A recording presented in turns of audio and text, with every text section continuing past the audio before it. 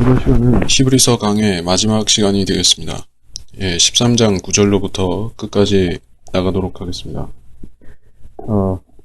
나가기에 앞서서 제가 우리 말씀보정학회에서 최근에 한글 킹제임스 성경 듣는 성경이 출시가 된 것을 소개해드리는 차원에서 제가 직접 본문 낭독하는 대신에 기기를 가지고 한번 해보겠습니다. 13장 9절서부터 여러 가지 이상한 것들에 끌리지 말라.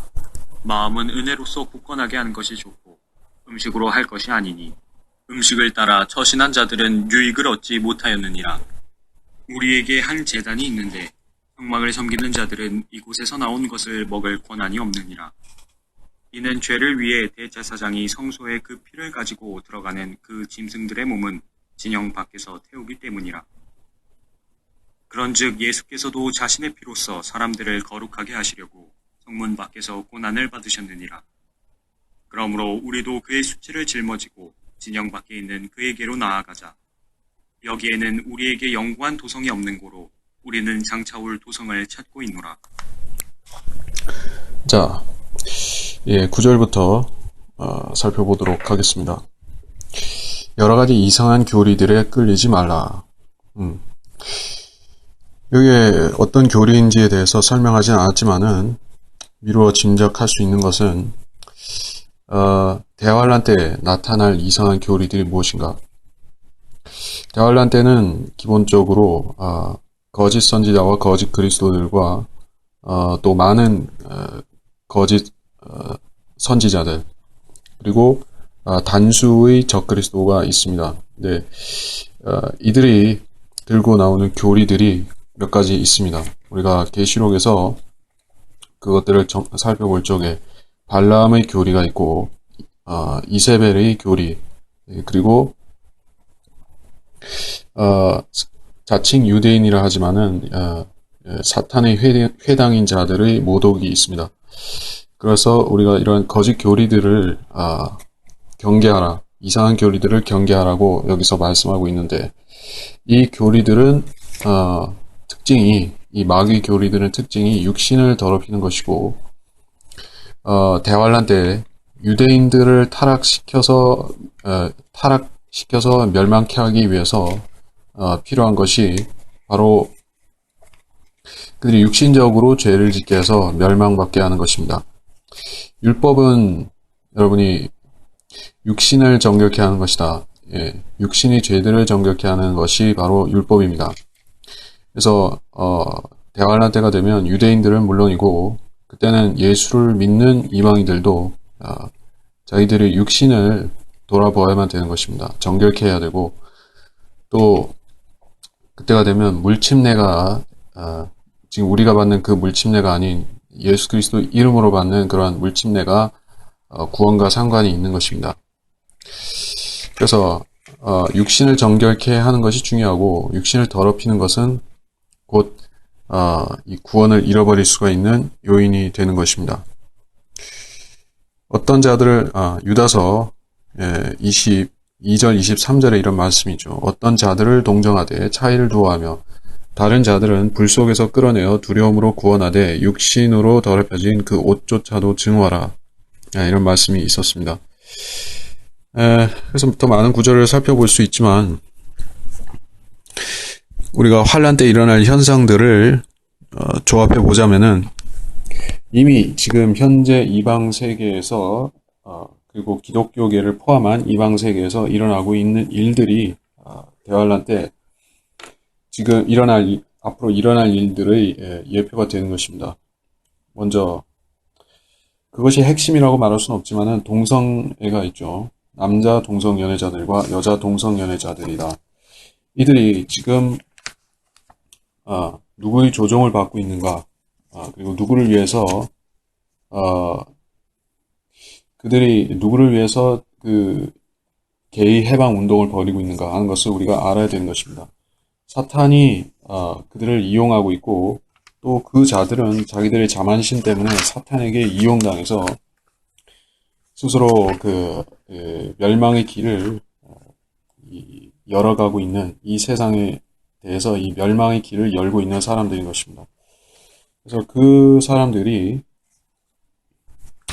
그 길을 택한 것이 바로 이 세상 자체를 사탄의 교리, 육신을 더럽히고 또 하나님께서 아담에게 기본적으로 주셨던 명령이 이 땅을 충만하게 하라, 다시 충만하게 하라고 하는 것이, 다시 채우라고 하는 것이 아담에게 주셨던 최초의 명령이었었는데, 자, 이 명령을 그리스도인들도 해당이 되고, 이 이방인들, 모든 유대인들까지도 다 해당이 되지만은, 이 계명을 어기는 것이 바로 동성연인 것이에요. 그래서, 육신을 더럽히는 이상한 교리들이다. 그런 것에 끌리지 말라는 것이고, 마음은 은혜로서 굳건하게 하는 것이 좋고,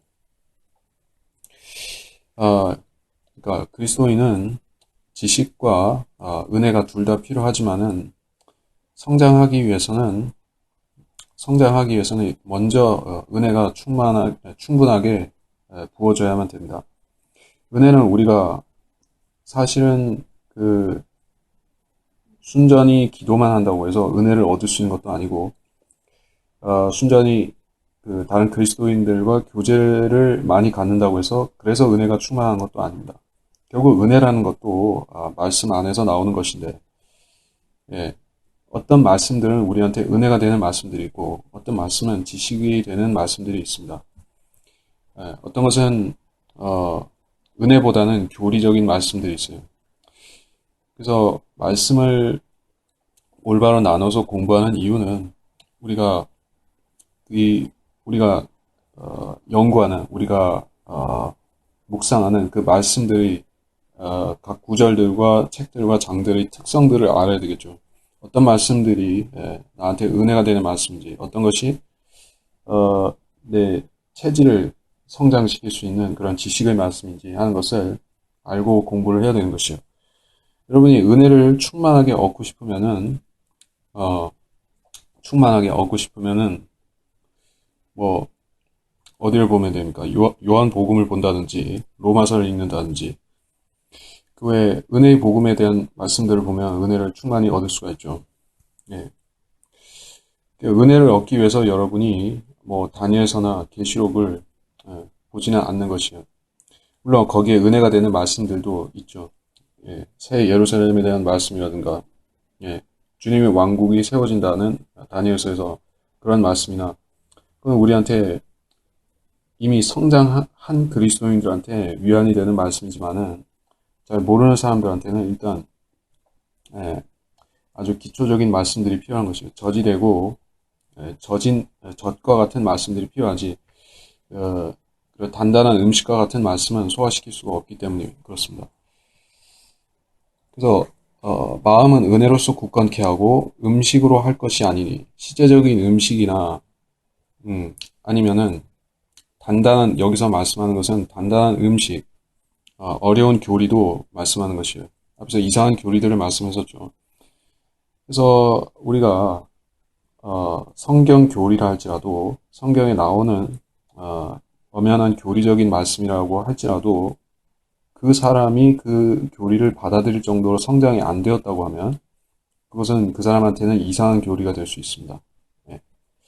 가령 여러분이 자신이 이제 막 구원받은 사람이라고 치고 여러분 앞에 이런 어려운 교리들이 제시가 되었다고 치면, 가령 사람이 우리 그리스도인이 휴거될 때는 피를 쏟고 간다, 이런 교리를 들었다고 하고, 또는 아담이 범죄하기 전에는 피가 없었다, 뭐 이런 교리를 들었다고 치면은 여러분은 그걸 은혜로 받을 수가 있겠습니까? 아니면은 이상한 교리로 여길 것입니까?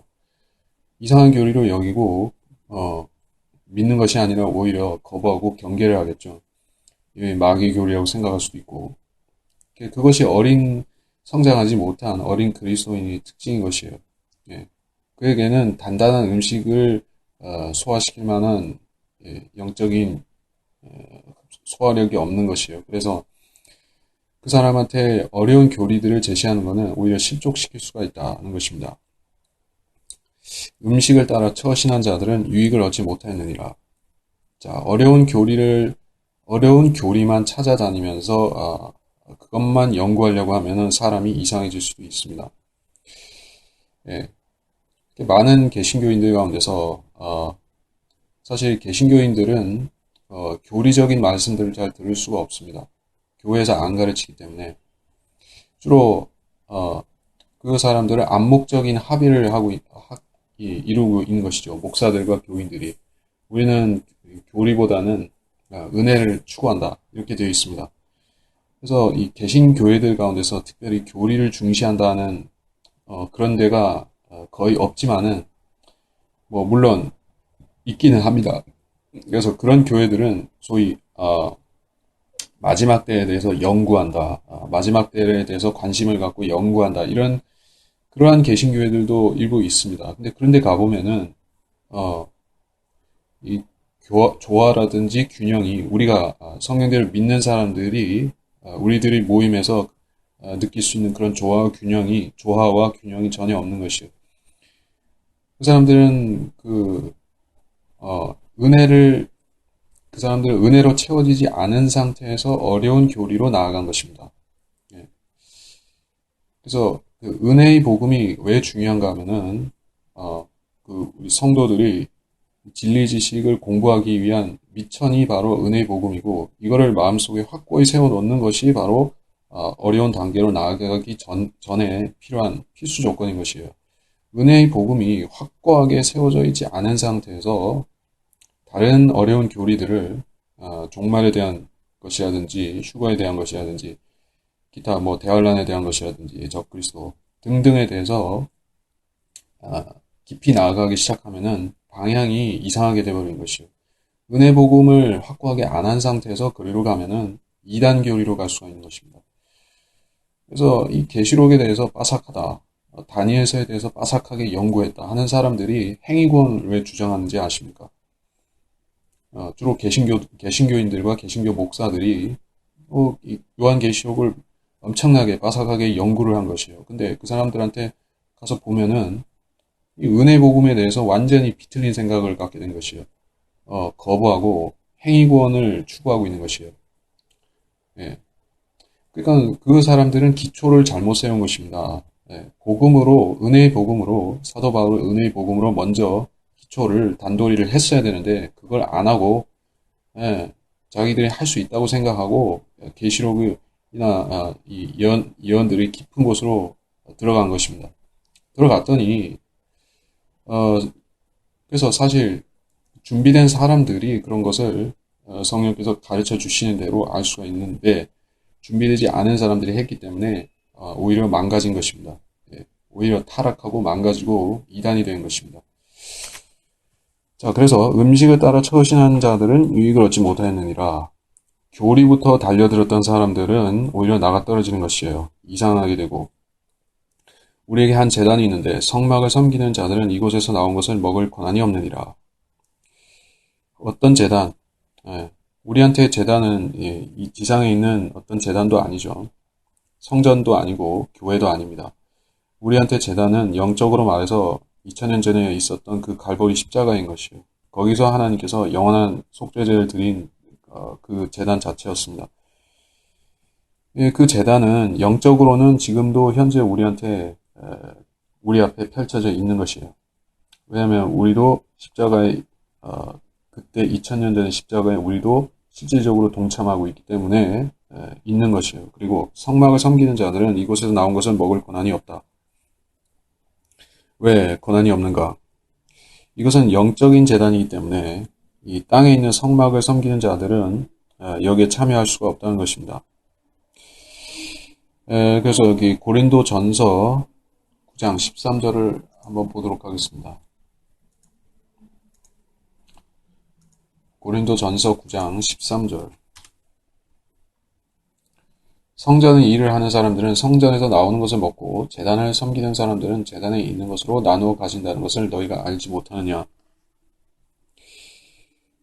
성막을 섬기는 자들은 성막에서 나온 것을 먹고 제단은 제단에서 나온 자들이 먹고 제단에서 나온 것들은 제단에 섬기는 자들이 먹고 그렇게 되어 있습니다. 어, 그래서 우리는 성막으로 들어가서 섬기는 것이 아니라 이 제단에 있는 것이에요. 그 주님께서 못 박히신 갈보리 십자가는 성막 안에 속한 것이 아니라 성막 밖에 있는 이 형벌의 장소를 상징하는 지옥을 상징하는 바로 그 제물 태우는 그 제단에 있는 것이에요. 그래서 주님께서는 성문 밖에서 고난을 당하셨죠. 성막 안에서 고난을 당하신 것이 아닙니다. 주님께서 그러하시기 때문에 주님의 동참하는 몸에 동참하는 우리도 성막 밖에 있는 것입니다. 어, 성막 밖에 있다는 것은 실제적으로 우리가 현재 몸이 우리가 여기 그 첫째 하늘 땅과 첫째 하늘에 속해 있는 것과 마찬가지로 그렇게 영적으로 적용되는 것입니다. 11절에 이는 죄를 위해 대제사장이 성소에 그의 피를 가지고 들어가는 그 짐승들의 몸을 진영 밖에서 태우기 때문이라. 자, 주님의 십자가 형벌은 그 속죄제의 제물이 된 짐승들의 시체를 진영 밖에서 태우는 것과 같았습니다. 그 짐승들이 그 제사를 드리고 남은 몸을 왜 진영 밖에서 태워야만 되는가? 그냥 묻는 것도 아니라 태웠습니다. 태웠다는 것은 부정하다는 말이죠. 즉시 제거되어야만 할 정도로 그것은 부정했다는 것입니다. 그래서 주님께서 단지 우리 죄를 십자가에서 지시고 고난을 받으신 것만이 아니라 그 죄를 어디선가 처리하셨다는 것이 우리한테 중요한 것이에요. 죄가 만일에 어딘가에 계속 남아있다면은 그것은 우리 죄가 우리 옆에 남아있는 것과 우리 주변에 남아있는 것과 같습니다. 우리 죄가 우리들이 자신의 죄가 우리로부터 분리되었다, 제거되었다는 것을 확신할 수 있는 것은 그것이 그 주님의 몸이 성문 밖에서 고난받으시고 영적으로 말해서 진영 밖에서 태워진 것 같이 이 죄들을 갖고 완전히 갖고 가신 것입니다. 죄들은 그 진영 밖으로 처리되었고 다시 진영 안으로 돌아와서 사람들을 괴롭힐 수가 없는 것이에요. 이미 물러간 것입니다. 12절에 그런즉 예수께서도 자신의 피로서 사람들을 거룩하게 하시려고 성문 밖에서 고난을 당하셨느니라. 성문 밖이라는 것이 중요하죠. 왜 중요한가 하면은 자, 이 구절은 어느 구절과 참조 구절이 되냐면은 앞으로 그 영원한 지옥 그리고 나아가서 불못에 있게 될 사람들은 어디에 있게 됩니까? 성문 밖에 있게 되는 것이요. 주님께서 십자가에 달려서 고난을 받으셨던 이 영적으로 그 자리에 가서 그들은 영원 무궁토록 고통을 받아야 되는 것이요. 지금은 우리가 그곳을 갈보리라고 부르지만은 죄인들이 회개하지 않은 죄인들이 가게 되는 갈보리는 우리가 통과한 그 갈보리가 아니라 그들이 죄가 처리되는 곳은 바로 불못이 되는 것입니다. 그곳이 성문 밖에 있는 불못이 될 것입니다. 그래서 그 계시록 22장 15절 그러나 개들과 마술사들과 음행자들과 살인자들과 우상 숭배자들과 누구든지 거짓말을 즐겨 행하는 자는 모두 다 바깥에 있으리라. 자, 바깥은 지옥이죠. 바깥은 불못입니다. 그래서 불못에 가는 사람들은 이러한 부류의 사람들인데 이 사람들의 공통점은 예수 그리스도의 피로 죄가 사함받지 못했다는 것이 공통점인 것이에요. 자, 그들이 대환란때의 히브리인들이건 아니면 이 시대에 예수를 믿고 믿음만으로 구원을 받는 그 사람들이건 이 시대에 이 은혜의 복음을 안 믿고 구원을 안 받은 사람이건 간에 이 사람들은 전부 예수님의 피와 상관이 없이 된 사람인 것이에요. 그래서 그들은 성문 밖에 남겨지는 것이에요. 성문 밖에서 고난을 받으신 주님께서는 다시 돌아오시죠. 다시 들어오시죠. 그래서 그 안에서 영원히 우리와 함께 사시는 것이에요. 성문 안으로 들어와서 그것은 바로 새 예루살렘을 말하는 것이죠. 그러나 그 바깥에 머물러야 되는 사람들은 영원히 저주받은 사람들인 것이죠. 자, 이 단순하고 또 명확한 진리를 몰라서 어떤 사람들은 구원받았으면서 새 예루살렘에 가는 것이 확신이 없다는 사람들도 있는 것이에요. 신천지라는 사람들이 왜 새 예루살렘에 대해서는 한마디도 안 하는 것이에요. 그리스도인들이 가는 곳이 새 예루살렘이라는 것을 그 사람들이 몰라서 그러겠습니까? 아니면은 성경을 거꾸로 놓고 읽어서 몰랐다는 것이에요?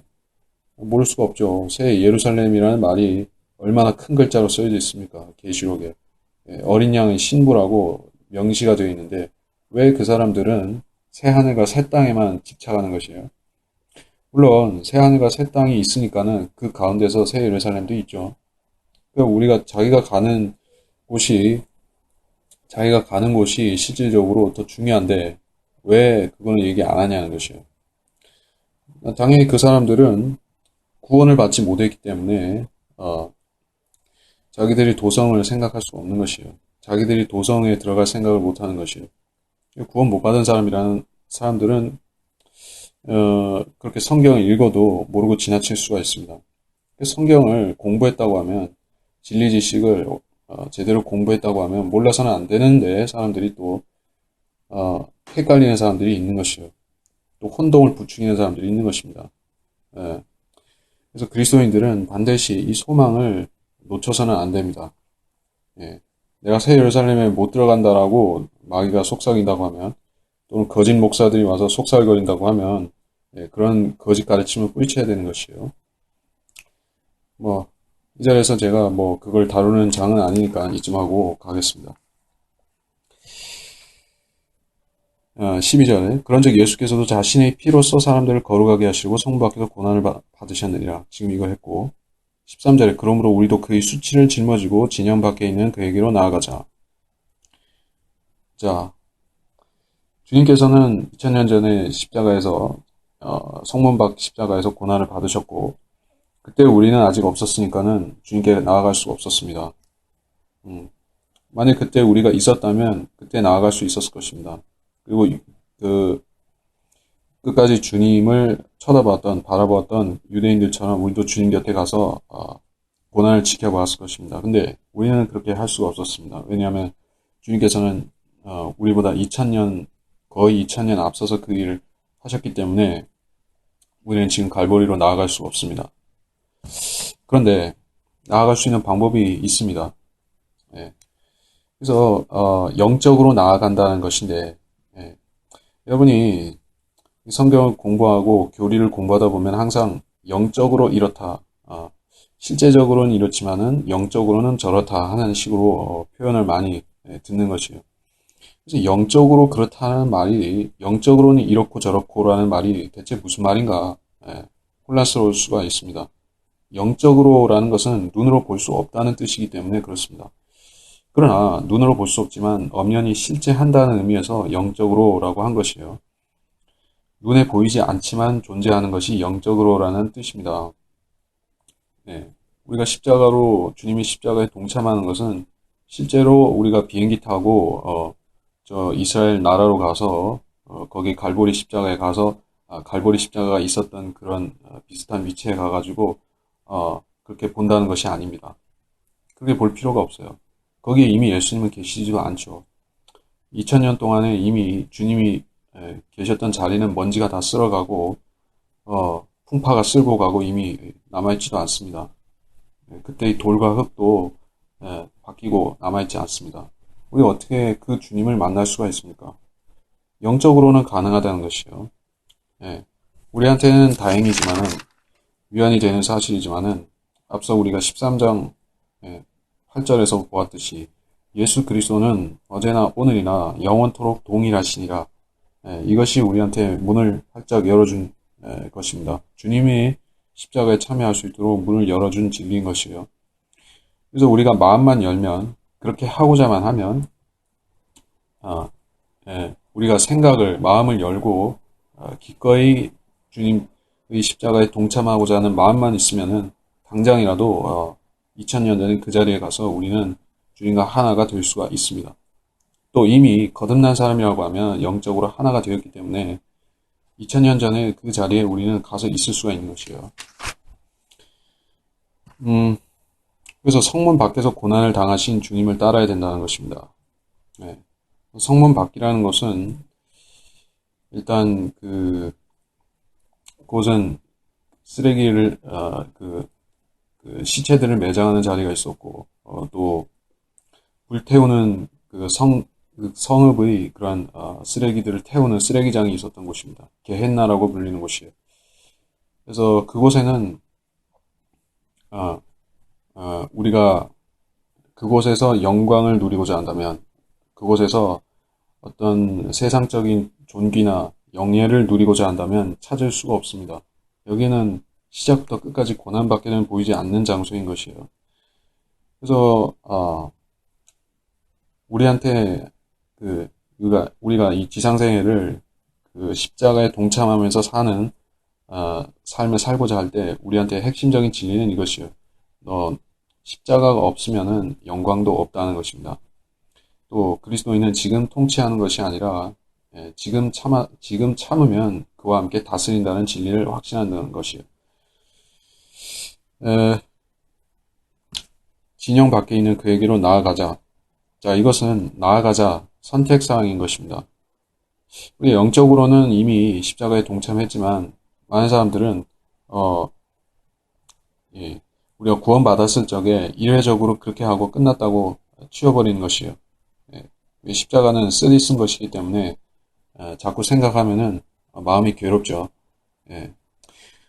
그래서 고통에 동참하자, 고난에 동참하자, 주님의 그 고난에 동참하자고 하는 말은 인기가 없습니다.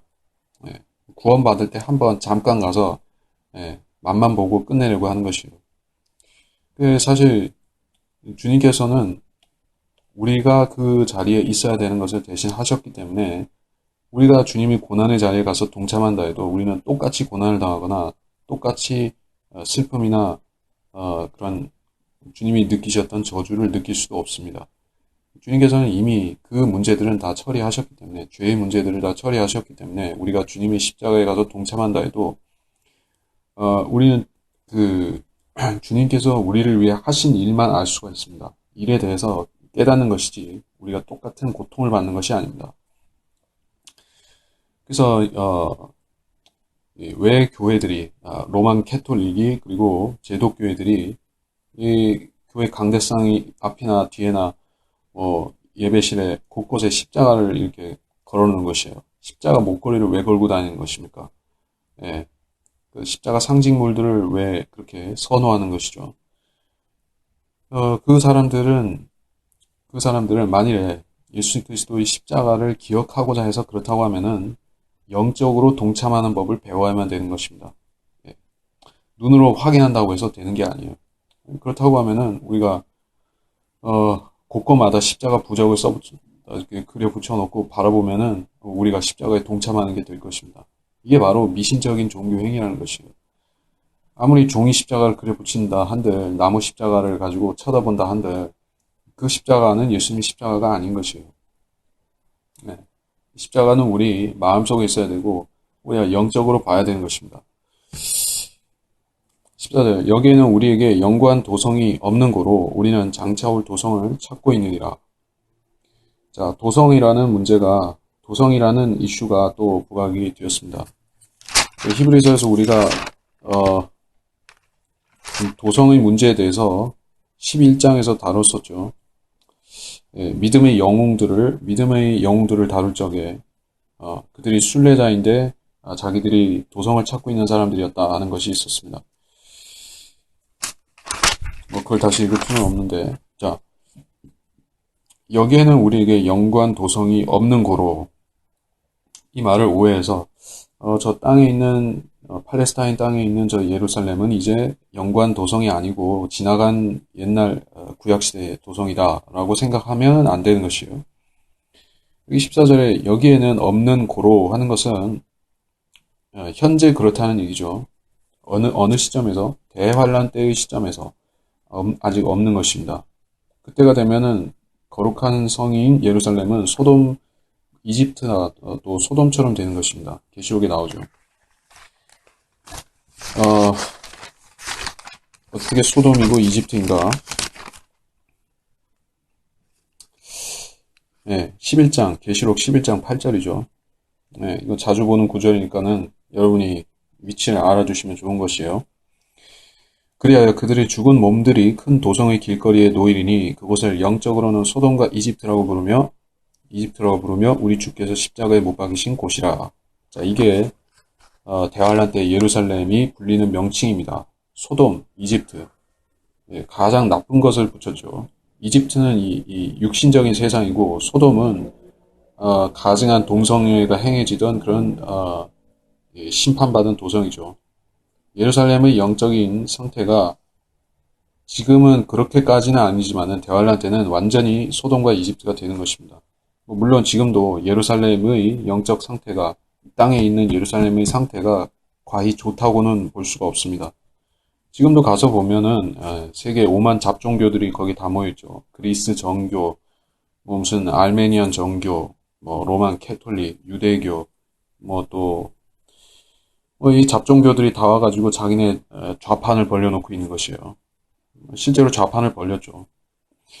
그래서 그 부적들과 우상들을 팔고 있는 것입니다. 자, 그것이 지금 이 예루살렘의 실정입니다. 그래서 그런 상태에서는 우리한테 도성이 없다라고 말하는 것이에요. 그래서 이 히브리인들은 장차 올 도성을 찾고 있습니다. 그것은 하늘에서 오는 그 예루살렘을 말하는 것이 아니라 장차 주님께서 오시면은 여기에 주님이 보좌가 세워지면서 수립되는 그 시온을 말하는 것이에요. 그 예루살렘을 말하는 것입니다. 천년왕국 때의 예루살렘이다. 15절서부터 제가 그 녹음기로 저기 하는 것은 아까 한번 하는 걸로 하겠습니다. 정신 사나워서 그냥 제가 읽겠습니다. 그러므로 우리가 그분을 통해서 찬양의 제물을 하나님께 계속해서 드리자. 이것이 그 이름에 감사하는 우리 입술의 열매니라. 또한 선을 행함과 함께 나누는 것을 잊지 말자. 하나님께서는 그러한 제물들을 매우 기뻐하시느니라. 너희를 다스리는 자들에게 순종하며 복종하라. 그들은 너희 혼들을 위해 깨어있기를 자기들이 마땅히 설명해야 할 것처럼 하느니라. 그들로 기쁨으로 하고 슬픔으로 하지 않게 하라. 이는 그것이 너희에게 유익이 없습니다.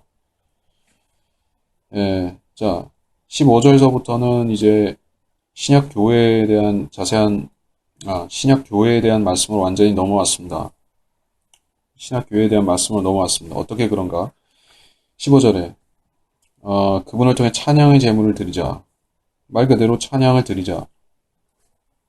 그리스도인들은 침묵하는 신앙이 아닙니다. 우리는 돌을 닦는 신앙인이 아닌 것이에요. 돌을 닦는 종교인이 아닌 것이에요. 돌을 닦는 사람들은 찬양을 드릴 필요가 없습니다. 종교인들은 사실 찬양을 드릴 필요가 없어요. 그래서 여러분이 한국의 종교들을 연구해 보면은 다 나오는 것이에요. 불교에는 원래 찬불가라는 것이 없었습니다. 찬불가가 없었습니다. 찬송가가 유행하니까는 그 찬불가를 만든 것이에요. 원래는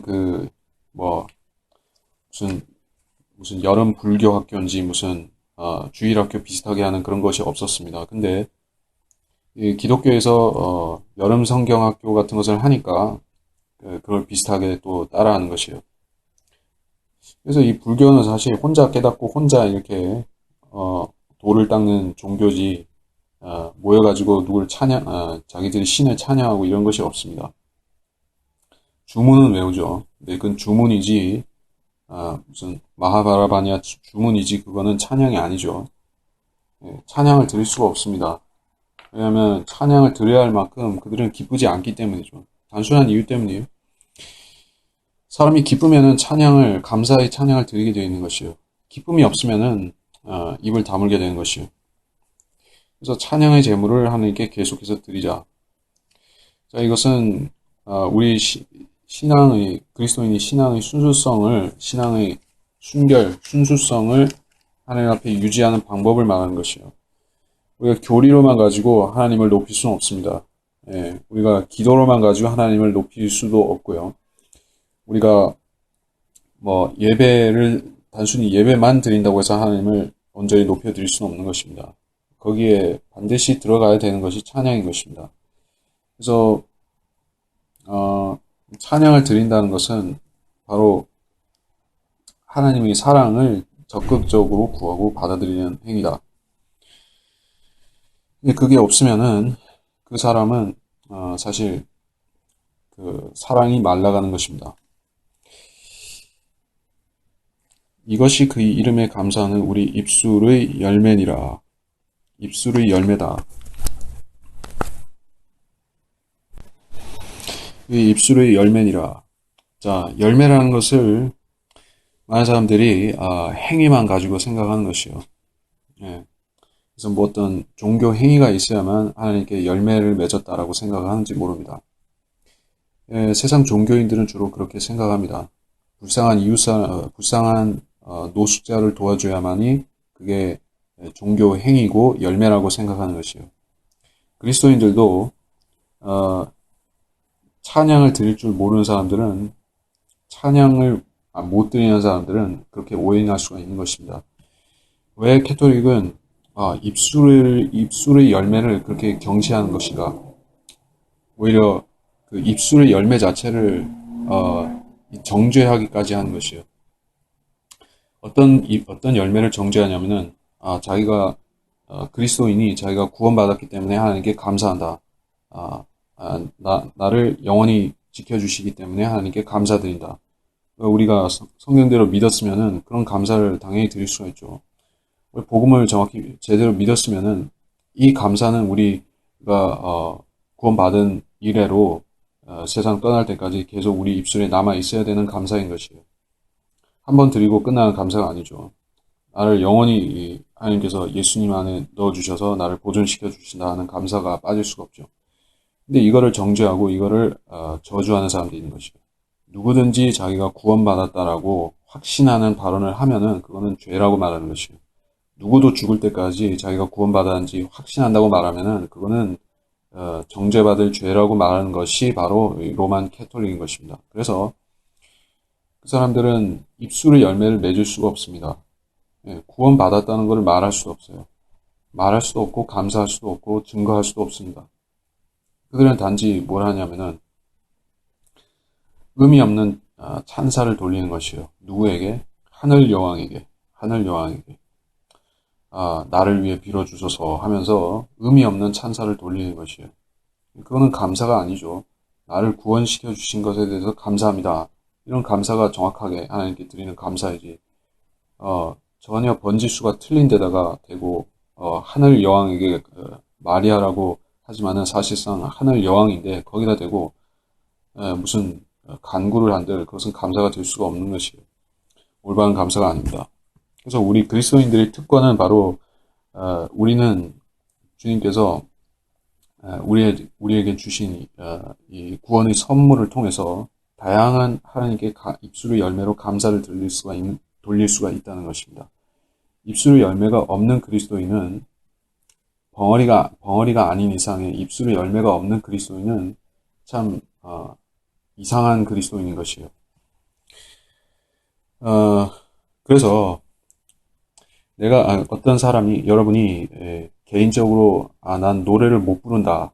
나는 음치다. 나는 노래를 잘 못 부르기 때문에 찬양 드리는 것이 별로 좀 꺼려집니다. 라고 말하는 사람도 있을 수 있지만은, 그게 문제는 아닌 것이에요.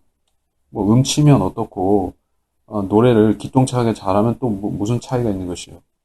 여러분이 세상 가수들을 데려다가 이 찬송가 부르게 하면은, 멋있게 메들리 넣어가지고 부르면은 그게 듣기 좋은 것이야? 아니면은 정말 믿음이 있는 사람이 그 서툰 곡조로 아니면은 음정도 하나도 안 맞는 그런 음치 같이 그렇게 부르더라도 진심을 담아서 하나님께 찬양 드리는 것이 더 듣기 좋은 것이에요.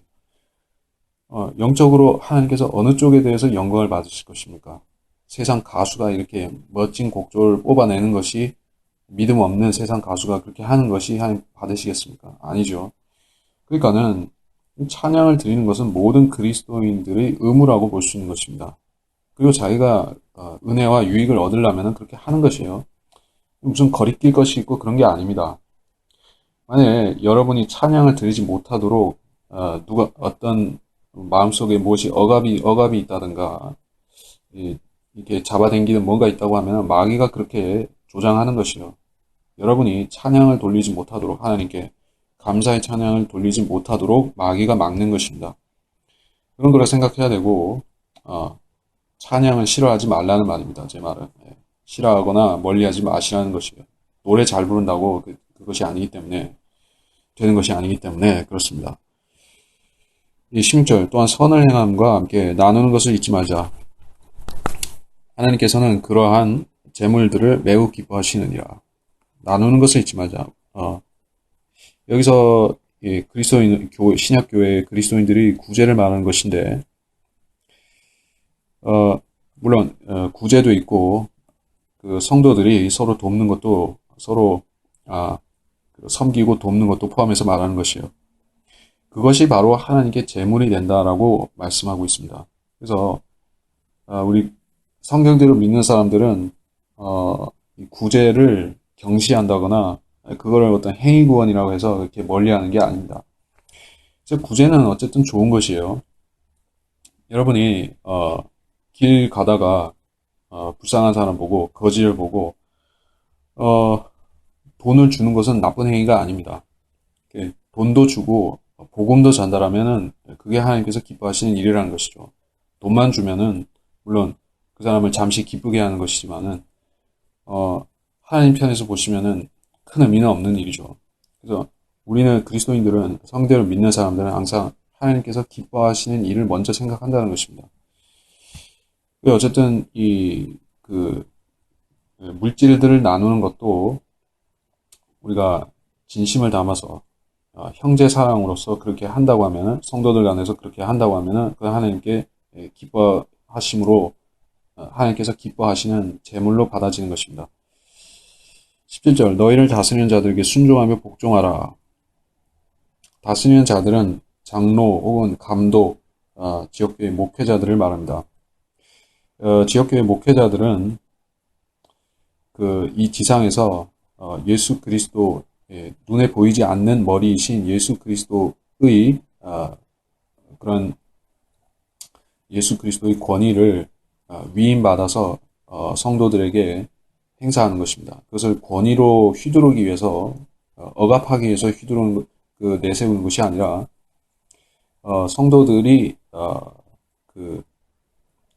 이 지역교회 목회자를 통해서 한 마음으로 한 생각으로 주님께서 목표하시는 일, 지역교회를 통해서 이루고자 하시는 일을 해나갈 수 있도록 매진할 수 있도록 지도하는 그런 인도자인 것입니다.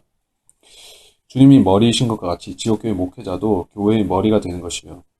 자, 하나님께서 그런 목회자를 머리로 세우신 것은 어떤 교인들에게 억지 권위를 행사하라고 해서 그렇게 한 것이 아닙니다. 목회자는 목회자의 권위가 있지만 그것은 교인들을 부당하게 간섭하는 그런 권위가 아닌 것이에요. 주님께서는 각계의 그리스도인 성도들을 다루심에 있어서도 성령께서 그 성도들을 다루심에 있어서도 자율권을 주시죠. 각 사람의 특성에 맞춰서 역사하시듯이 지역교회 목회자도 성도들을 그렇게 천편일률적으로 자기가 원하는 어떤 모양으로 빚어내려고 억압하는 사람이 아닌 것이에요. 어떤 교회들은 제도교회들은 그러한 영적인 원리를 하나도 모른 채로 훈련을 시켜서 한 가지 타입의 그런 교인으로 만들어내려고 시도하는 것입니다. 그런 걸 많이 볼 수가 있죠. 대표적인 것이 제자 훈련이겠고 그걸 왜 하는가 하면은 이 교회 사람으로서의 그런 아이덴티티를 그것으로 부여하겠다는 것입니다. 뭐 다른 게 아닙니다. 그리스도인으로서 갖춰지려고 하면은 그런 훈련을 받을 필요도 없고 사실 그 사람 자체가 하나님과 교제를 하면서 또 성경을 공부하면서 여러 과정을 밟으면서 성장하는 것이지 그렇게 단편적인 것으로 되는 것도 아닌데 왜 굳이 그런 제자 훈련 같은 것을 이런 그 제도 교회들에서 개신 교회들에서 실행하고 있는가 하면은 자기들의 자기 교회에 정착된 교인으로 만들기 위해서 한다는 것이에요. 자, 자기 교회의 제자로 만드는 것이죠. 목사의 제자로 만드는 것이죠. 만들어서 어떻게 하냐? 교회 확장이 되는 것이죠. 예. 그래서 사람들이 와서 딱 보면은 그렇게 훈련받은 사람 보면은 일단 규율이 있고 질서가 있어 보이겠죠. 예. 그래서 참 예, 하나님의 교회는 지역교회 하나님께서 올바로 세우신 그런 신약교회는 질서 가운데서 자율이 있고 또 조화가 있고 개성도 존중되고 그래서 참 보기에 좋은 것이에요. 한 가지 스타일로 이렇게 가지 않습니다. 목사가 자기가 똑같이 하라고 교인들을 억압하지 않습니다. 예, 자율성을 존중해 줘도 성도들이 성령의 인도를 받아서 자기 나름 성장해 갈 수가 있습니다. 예, 누구에 맞춰서 억지로 그렇게 막 하라는 것이 아니에요. 근데 이 제도교회들 중에서 보면은 참 웃긴 것들이 많은 것이에요. 웃기는 일들이 많은 것이에요. 그래서 개성을 몰 개성화시킨다. 그래서 우리 교회 오면은 무조건 이런 식으로 돼야 된다. 이렇게 말하는 것이 아닙니다. 어, 최소한의 규율은 있습니다. 지역교회. 예. 어, 우리 교회는 일주일에 몇 번의 예배를 드리는데, 그, 제대로 된 성도라면은 최소한 거기는 참여한다 하는 식의 규율이 있습니다. 그리고 11조라든지 또는 주의 만찬, 침례에 대한 규율이 있습니다. 그거는 기본 질서에 관한 규율이고, 그 이외에 어떤 개인 생활에 있어서, 목사가, 무슨 기숙사 사감처럼 따라다니면서 뭘 강요하지 않는 것이요. 자, 이것이 우리가, 사실은 추구해야 되는 지역교회 상인데, 지금 라우디케아 시대에는 이런 교회를 추구할 수가 없습니다. 예, 추구하다가는 차지도 않고 덥지도 않고 하는 교회들 중에서 하나가 되어버리는 것이요. 지금은 차라리 확고하게 규율을 잡아서 해야 되는 그런 시기가 된 것입니다. 그래서 자율성보다는 질서가 더 필요한 때가 되었습니다.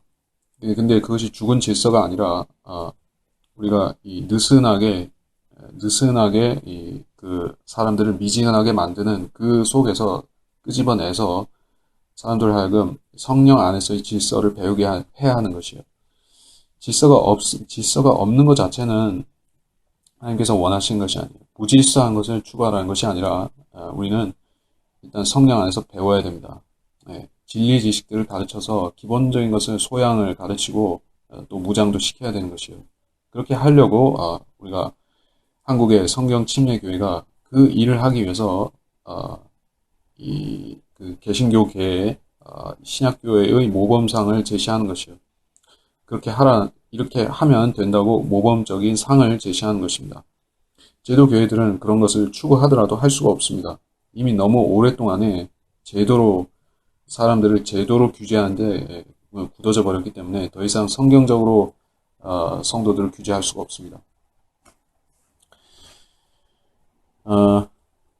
그래서 우리는 성경대로 믿는 사람의 교회의 목회자들을 존중해야 되고, 그들이 하나님의 지혜를 받아서 가르치는 말들과, 그들을 통해서 역사하시는 성령님께서 그들을 통해서 역사하시는 그 방향에 대해서 주목하고, 존중하고 또 두려워해야 되는 것이에요. 교회를 두려워하는 것이 아니라 이 교회를 통해서 하나님께서 사역하시는 것에 대해서 우리가 두려워하고, 관찰하고 순종해야 되는 것입니다. 이 교회를 그래서 너무 개인주의적으로 된 것이요. 오늘날 성경대로 믿는 사람들은 대체로 안 그렇지만은 또 여기서 잘못 배우고 나간 사람들은 또 개인주의로 간 것입니다. 여기서 주로 자기가 잘났다고 빠져나간 사람들 같은 경우에는 그래서 자기들의 무엇을 세운다고 하는 사람들은 탈권위를 주장한다는 것입니다. 탈권위 하면서 자기들의 그런 모조품 권위를 세웁니다. 사실은 그거는 단순히 라오디케아 풍조에 동참한 것인데 자기들은 무엇이 대단한 코라나 다단이나 아비람처럼 그렇게 권위를 대적한 걸로 윽스되는 것이요. 하나님께서 인정해 주신 것이 아닙니다. 성경대로 믿는 사람에게는 하나님께서 향상된 계시, 지식도 주시고 다스릴 수 있는 권위도 주신 것이에요. 그리고 전파할 수 있도록 능력도 주시는 것입니다. 이런 것들에 대해서 불만이 있으면은 그 사람은 자기 위치, 자기 주제를 한번 살펴보면 되는 것이에요. 하나님께서 왜 나한테는 그런 것을 안 주셨는가?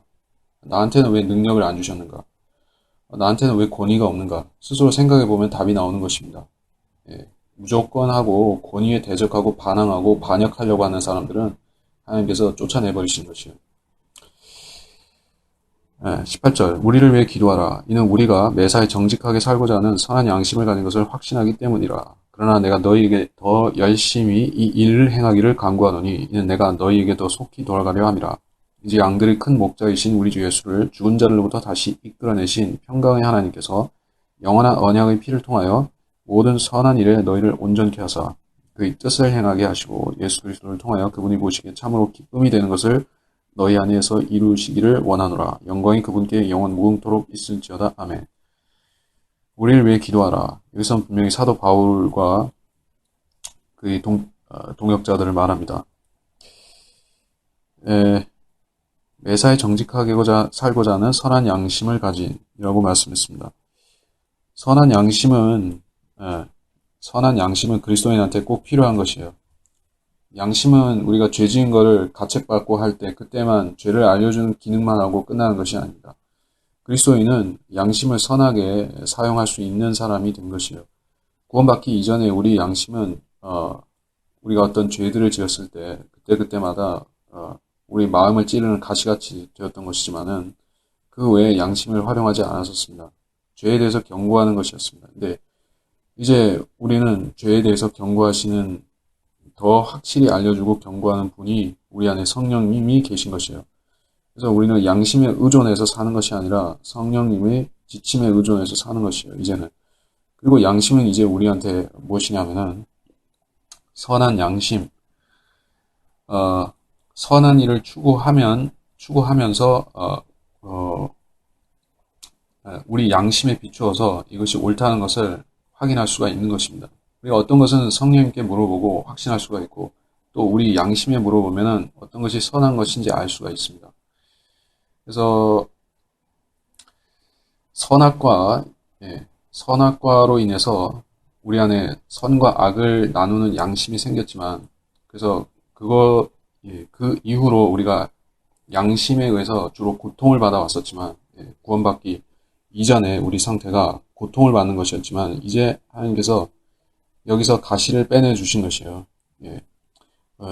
우리한테 이제 더 이상 죄 때문에 고통받고 죄로 인해서 약한 양심으로 살지 않게 악한 양심으로 살지 않게끔 우리를 새롭게 만들어 주신 것입니다. 그래서 우리가 선한 양심을 활용해서 하나님의 일들을 추구해야 되고 분별해야 되고 이 양심을 통해서 섬겨야 되는 것입니다. 양심이 없다고 하면은 양심이 없는 사람은 마음이 없는 사람이고 그 마음이 텅 빈 사람이고 그 사람은 성경에서 양심에 화인 맞은 사람이라고 했죠. 그래서 구원받았는데 이제 자기 삶이 하나님께 맡겨졌다는 사실, 하나님께서 자기 삶을 주관해 주신다는 사실을 안 받아들이는 사람은 양심에 뭐가 탈이 난 것이에요. 탈이 났든지 털이 났든지 양심에 문제가 생긴 것입니다. 그래서 이 양심을 올바로 지키는 사람은 하나님께서 시키시는 일들을 열심히 찾는 것이에요. 나한테 뭔가 주신 일들이 있는지 찾는 것입니다. 양심이 무너졌으면은 그 사람은 더 이상 올바로 살기를 포기했다는 것입니다. 그리스도인에게 있어서 그것은 치명적인 것이에요. 선한 양심을 버린 그리스도인들이 있습니다. 단순히 육신적인 그리스도인 정도가 아니라 선한 양심을 아예 던져버리고 방탕하게 사는 사람들도 있는 것이요. 그렇게 한다고 해서 그 사람이 구원을 잃어버리는 것도 아니고 당장 벼락을 맞아서 죽는 것도 아닙니다. 하나님께서는 꽤 오래 인내해 주시는 것이에요. 죄 짓는 그리스도인들에 대해서 많이 인내해 주시기 때문에 우리가 주변을 돌아보면은 그런 범죄한 사람들을 보고 우리 마음이 흔들릴 수가 있는 것이요. 내가 무엇하러 선한 양심을 지키면서 살아야 되는가? 나도 한 세상 즐기면서 살아야 되지 않겠는가? 어차피 세상은 흘러가고 시간도 흘러가고 뭐 죽음도 이 세상 끝도 가까워오고 내 개인 생애도 그렇고 뭐 이렇게 살기보단 한 세상 즐기다가 하늘나라 갈 때 되면 가는 것이 좋지 않을까라고 생각할 수가 있는 것이요. 알게 모르게 그런 생각을 하게 된다면은 우리는 선한 양심을 지키기 위해서 우리 마음을 다시 한번 말씀으로 비추어서 정결케 해야 되는 것입니다. 그게 하지 않으면은 우리 마음속에 계속 때가 쌓이는 것입니다.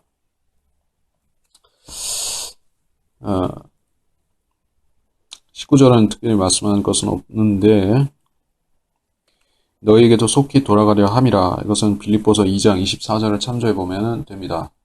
빌립보서 2장 24절.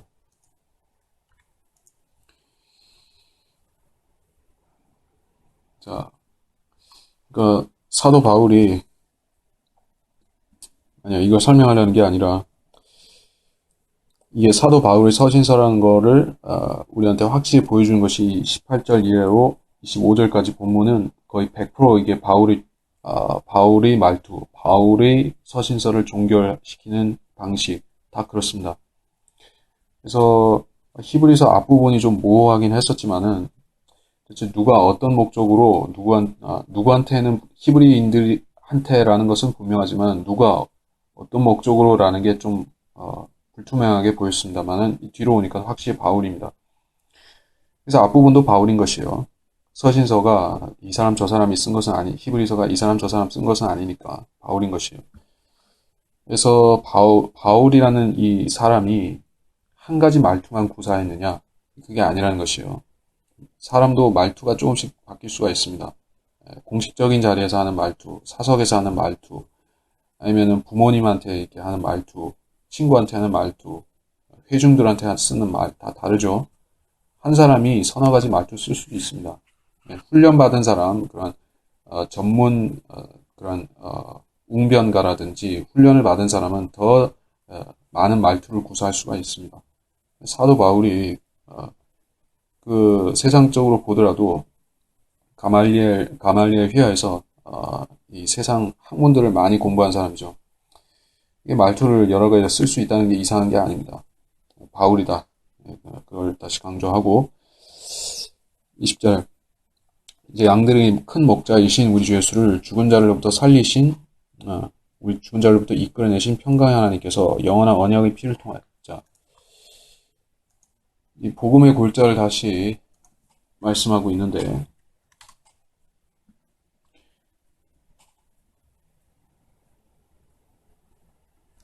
여기서도 또 이 언약의 피가 커버넌트였던 것입니다.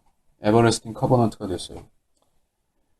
그래서 교회한테 쓸 때는 테스타먼트 해야 되고 히브리인한테 쓸 때는 커버넌트 해야 된다. 뭐 그렇게 정의 내릴 수가 없는 게 이렇게 표현이 섞여 있습니다. 사실은 그러니까 이 시대에 구원받은 유대인들 같은 경우에도 영적으로 보자면은 그들은 뉴 카바넌트 하에 있는 것이요. 이 시대라고 말하기보다는 그 사도 시대 초기에 구원받았던 그 히브리인들 자체는 뉴 카바넌트에 들어갔다라고 볼 수가 있습니다. 영적으로. 아직 뉴 테스터먼트가 그 교리적으로 확립된 것이 아니기 때문에 그들은 그렇게 말할 수가 있습니다. 그리고 더 확실하게 뉴 커버넌트 하에 있는 것은 그 대환란 때의 히브리인들인 것이고, 그래서 어쨌든 이 책의 주제가 히브리서라는 것의 주제가 그리스도인이든 히브리인이든 어쨌든 그 히브리인 출신의 그리스도인이건 히브리인들 자체이건 간에 어쨌든 히브리 사람들한테 쓴 서신서라는 것을 우리가 잊어버리면 안 되겠죠. 그래서 항상 그래서 이 유대인들의 새 언약을 말씀하고 있는 것이요. 영원한 언약의 피. 21절 모든 선한 일에 너희를 온전케 하사 그의 뜻을 행하게 하시려고 예수 그리스도를 통하여 그분이 보시기에 참으로 기쁨이 되는 것을 너희 안에서 이루시기를 원하노라. 기쁨이 되는 것을 이루시기를 원하노라. 영광이 그분께 영원 무음토록 있을지어다. 아멘. 이거는 해석할 것은 없고 22절 형제들아 내가 너희에게 권하노니 이 권면의 말을 용납하라. 이는 내가 너희에게 몇 자 적어 편지를 썼음이라. 몇 자 치고는 참 길지만은 13장이나 되는 서신서를 쓰면서 몇 자 적어 편지를 썼음이라 말하니까는 바울 사도 기준으로 보면 몇 자라는 게 꽤 긴 셈이죠. 예. 편지를 썼음이라. 이게 논리적으로 말하면 말이 안 되는 것 같죠. 몇 자라고 하면은 진짜 몇 자여야 되는데.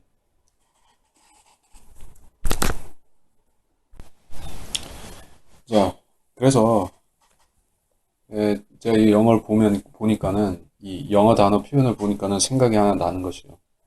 그래서 이게 뭐라고 되어 있냐면은 내가 너희에게 몇 자 적어 편지를 썼음이라.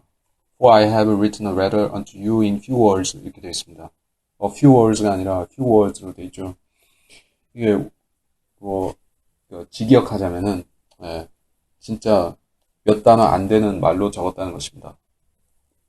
한두 단어에 해당하니까 few라고 할 때는 세네 개가 될 수 있고 few라고 할 때는 한두 개가 될 수 있는 두세 개가 될 수도 있는 것이요. 단어 두세 개. 예.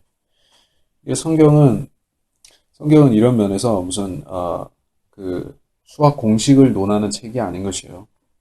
또 어떤 교리적인 면에 있어서는 우리가 따져보면 수학 공식처럼 딱딱 맞는 것이 있지만은 하나님께서는 어떤 면에서는 그 기록하게 하실 때 시적인 표현도 쓰시고 실제로 시인인 다윗을 사용하신다든지 솔로몬 같은 철학자를 통해서 철학적인 말들을 쓰게 하신다든지 이게 다양한 표현 방식을 쓰게 하시는 것이요.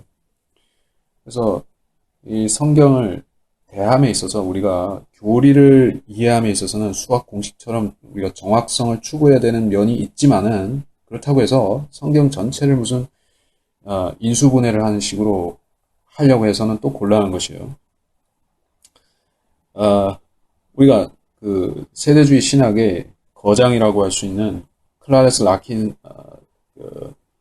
세대적 진리를 쓴 클라레스 라킨이 있죠. 이 사람은 제도자 출신이기 때문에 아주 좋은 그림들을 많이 그렸습니다. 여러분이 세대적 진리 그림책의 그 그림들을 보면은 많은 공부를 할 수 있는데, 문제는 그걸 공부한 사람들은 성경을 인수분해하려고 그렇게 달려들 수가 있는 것이에요. 성경은 수학책이 아닙니다. 예. 그러니까 이해하기 쉽게 하기 위해서 기초 학문을 닦는 셈으로 그렇게 초등 그런 영적으로 그런 초심자들한테 이해시켜 주려고 그렇게 한 것인데 그걸 가지고 시종일관 하려고 하면은 또 안 되는 것이에요. 예. 그러면은 또 그런 유치한 단계로 떨어질 수가 있는 것입니다. 자, 말이 길었지만은 제가 생각나는 목사가 있죠. 예. WGM 교회의 송요셉이라는 목사가 있습니다. 예, 이 사람은 few와 few를 가지고 또 말장난을 하는 것이요. 말장난이 아니라 자기는 꽤 진지하게 얘기를 하는데 그러니까 그 목사가 마태복음 7장 14절을 가지고 이런 얘기를 했습니다. 예, 우리말로 보면 생명으로 인도하는 문은 좁고 그 길이 협소하여 그것을 찾는 자가 적음이니라. 자, 영어로 보면 이렇습니다. Because straight is the gate and narrow is the way which leadeth unto life, and few there be that find it. And few there be that find it. 여기도 소수임이라, 극소수임이라. 직역하자면 극소수가 됩니다. 그래서 우리말에서는 그 생명으로 인도하는 길을 찾는 자가 극소수임이라 하면은 말이 좀 부자연스럽죠. 그러니까 적음이니라 이렇게 자연스럽게 표현한 걸 가지고 이 송요셉이라는 이 목사는 또 극소수인데 거의 없다인데 거의 없다인데 왜 이렇게 했느냐라는 식으로 얘기를 하는 것이요.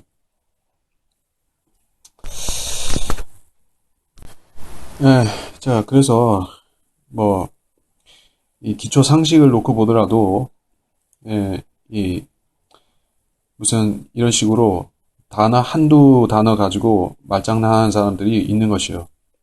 결국에 그 사람들은 자기 의를 세우려고 하고 자기 지식, 그 얼마 되지도 않는 지식을 내세워가지고 성경을 허물 잡는 것입니다. 최종권이라는 말을 왜 하냐면은 그거는 우리가 이 말씀을 내가 확고히 마음에 신뢰한다. 내 최종 권위로 신뢰한다. 내가 의지할 것은 오로지 이 말씀이다라고 전적인 신뢰를 둔다는 것이 최종 권위입니다. 그래서 내가 전적으로 신뢰할 수 있는 말씀이 없는 사람은 그 사람은 영적인 노숙자인 것이에요. 여러분이 성령 침례교회 설교를 이성호 목사님 설교를 많이 들어보셨으면 아실 것이에요. 영적 노숙자라는 말을 많이 하시는 것이에요. 이성호 목사님. 우리가 영적 노숙자들을 여기저기서 수없이 보는 것입니다. 심지어 우리 성경을 가져가서 쓰는 사람들, 우리 주석서를 베껴가서 쓰는 송요셉이 같은 이런 목사들도 영적 노숙자인 것이에요. few와 few에 걸려 넘어져서 한글 킹제임스 성경을 불신한 것입니다. 참 불쌍하죠.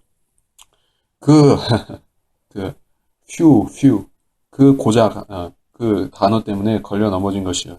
뭐 그것만 있는 건 아닌데 그런 식으로 하라는 얘기입니다. 여러분이 차라리 몰랐으면 좋았을 것을 알아가지고 화가 되는 경우가 그러겠죠. 그 사람이 영어만 몰랐다고 할지라도 영어만 난 넣고 ABC도 몰랐다 할지라도 그런 식으로 쓸데없는 짓거리는 안 했겠죠.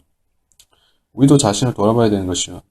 내가 배운 지식, 대학교에서 배운 지식, 뭐 고등학교에서 배운 지식, 뭐 성문 종합 영어를 하면서 뭐 깨작깨작 하면서 단어 외우면서 했던 지식 가지고 이렇게 성경, 영어 성경 지적글을 보고 한글 성경 지적글을 보고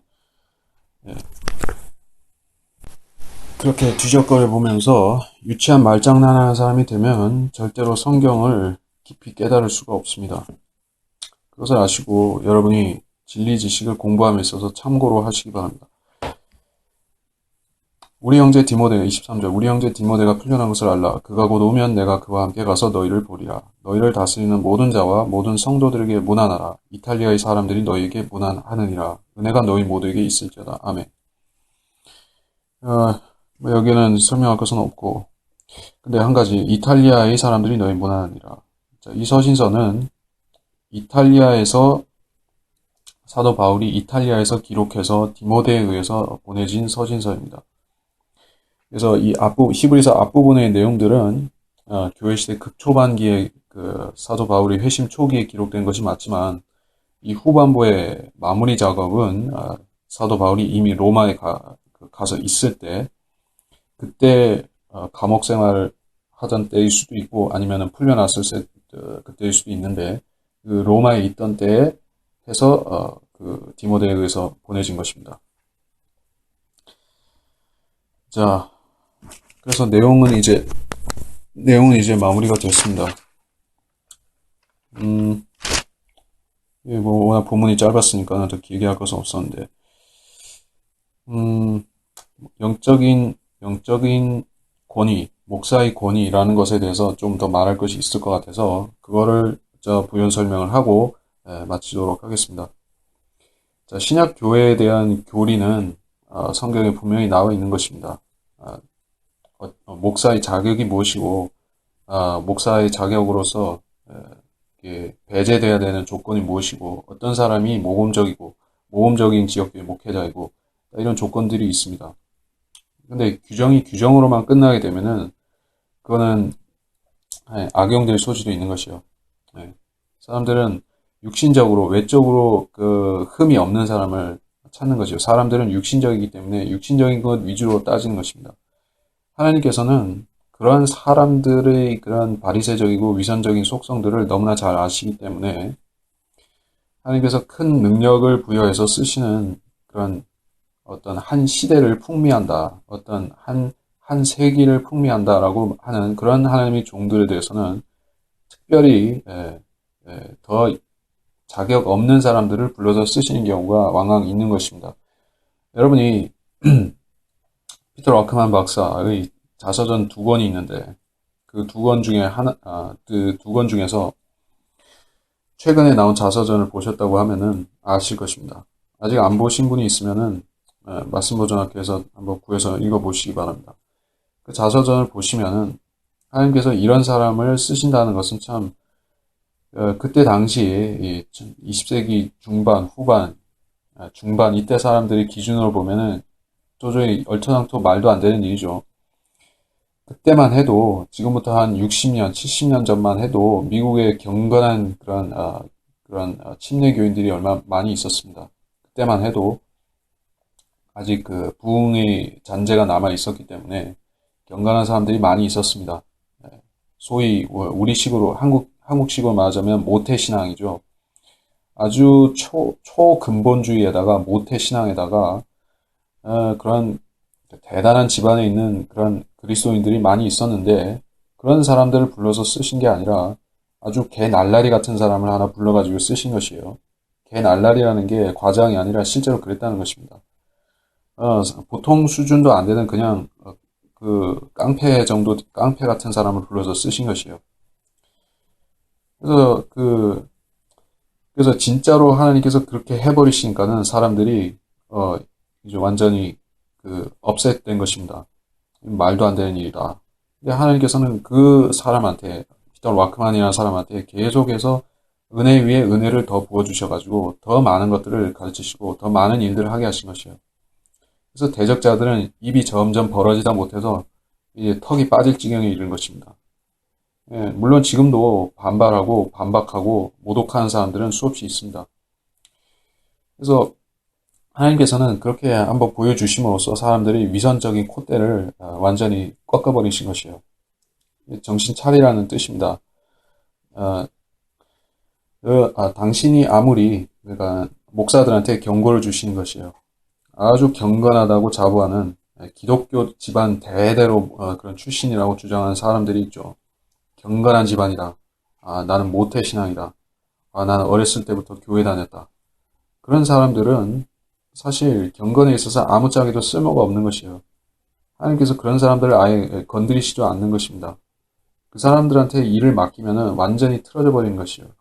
지금의 라오디케아 시대가 그런 사람들 때문에 지금 미지근하게 타락해가고 있는 것입니다.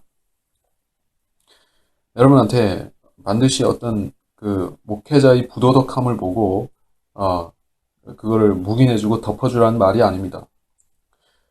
확실히 하나님께서 쓰시는 사람 같은 경우에는 이전과 그 구원받기 이전이나 부르심받기 이전의 생활 자세나 모습이나 마음이나 이런 것과 현재의 것과 완전히 절연되고 완전히 변화가 된 것입니다. 그래서 말로만 그렇게 되었느냐 아니면은 자기 이 자아를 완전히 꺾었느냐 자기 자부심이나 교만이나 온갖 더러운 자부심, 교만 이런 것들을 꺾고 하나님 말씀에 완전히 겸손하게 무릎을 꿇었느냐 안 그랬느냐 하는 것은 여러분이 그 사람의 목회자의 열매를 보고 판단하셔야 되고 말만 가지고 하려고 하면은 쉬이 속는 것입니다. 우리의 성경 침례교회, 성경들을 믿는 사람들, 한국과 미국의 그 성경들을 믿는 교회의 목회자들은 하나님께서 그러한 엄청난 체질을 하시면서 연단을 시키면서 쓰시는 것이에요. 그냥 쉽게 이 제독교회 목사들이 하듯이 무슨 쉽게 목사된 사람들은 별로 없는 것입니다. 다 어렵게 하나님께서 불러서 쓰시는 것이에요. 많은 훈련들과 연단들을 시키신 것입니다. 우리가 그러한 목회자들을 봤을 적에 존중해야 되는 것이 맞죠. 어떤 껄렁껄렁한 세상 목사들을 보듯이 똑같이 그렇게 삐딱하게 보면 하나님께서 그걸 어떻게 생각하시겠습니까? 그래서 그런 사람들한테 순종하고 복종하고 또 그들을 섬겨야 하는 것입니다. 우리가 성경들을 믿는 사람들이 됐으면은 이 제독교회에서 그냥 말도 안 되는 짓들을 하면서 경건하지 않은 목사들을 섬기듯이 하는 게 아니라 우리는 정말로 하나님께서 쓰시는 목회자이기 때문에 성경대로 믿는 사람들로서 위해 세워주신 목회자이기 때문에 우리가 그 목사님들에게 우리가 복종하는 것이에요. 지역교회 성도로서 복종하는 것이에요. 자, 그러면 우리가 은혜를 받을 수 있다. 존중할 사람을 존중하면 우리가 은혜를 받고 존중해서는 안 될 사람을 존중하지 않으면은 우리가 지혜를 얻는 것이에요. 예. 그러니까 말을 가지고 판단하는 것이 아니라는 것입니다. 예. 말은 똑같이 할 수 있습니다. 우리가 하는 식으로 비슷하게 흉내도 낼 수 있는 것이에요. 킹제임스 할 수 있는 것입니다. 킹제임스 좋은 성경 할 수 있는 것이에요. 우수한 성경이다. 참 좋은 성경입니다. 이러면서, 우리 하는 말들도 흉내낼 수가 있는 것이죠. 그러나 근본적인 차이점은 그 사람들은 정직성이 결여되었다. 짝퉁, 킹제임스 하는 사람들은 정직성이 결여된 것이에요. 그들은 우리 가르침들을 베끼어갈 뿐, 순수하게 하나님 말씀을 정직하게 가르치려고 하지 않습니다. 자기 권위를 세우고 자기 자부심을 높이는 것이에요. 그것은 가증한 일입니다. 예. 그런 자들에 대해서 두려워하거나 존중하거나 이래서는 안 될 것입니다. 자, 이런 말을 끝에 단서를 더 붙이는 것은 제가 하고 있는 두 가지 사역 때문입니다. 하나는 진리 말씀, 진리 지식을 여러분에게 강의로서 카페 회원들과 또 외부인들에게 강의로서 소개하는 것이고, 또 한 가지는 진리 말씀을 회방하는 이 마귀 종들, 거짓 목사들에 대해서 짝퉁 킹제임스 하는 자들에 대해서 킹제임스 하는 짝퉁들에 대해서 경고하는 것도 같이 하기 때문입니다.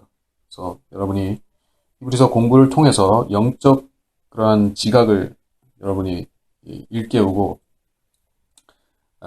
여러분 자신이 성장하는 것이 이제 무엇인지를 알게 될 것입니다. 성장한다는 것은 고통스러운 것이고 쉬운 것도 아니고 또 많은 부담이 지어지는 것입니다. 그러나 성장은 반드시 해야만 됩니다. 성장하게 되면 여러분은 여러분보다 연약한 성도들을 진정으로 도울 수가 있습니다. 그를 위로할 수가 있고 또 세워줄 수가 있습니다. 여러분이 똑같이 연약해서는 할 수가 없는 일을 성장하면 할 수가 있다는 것입니다. 그리고 그만큼 하나님께서 여러분에게 상도 주시는 것입니다. 그래서 이번 히브리서 강의는 여기서 끝마치도록 하겠습니다.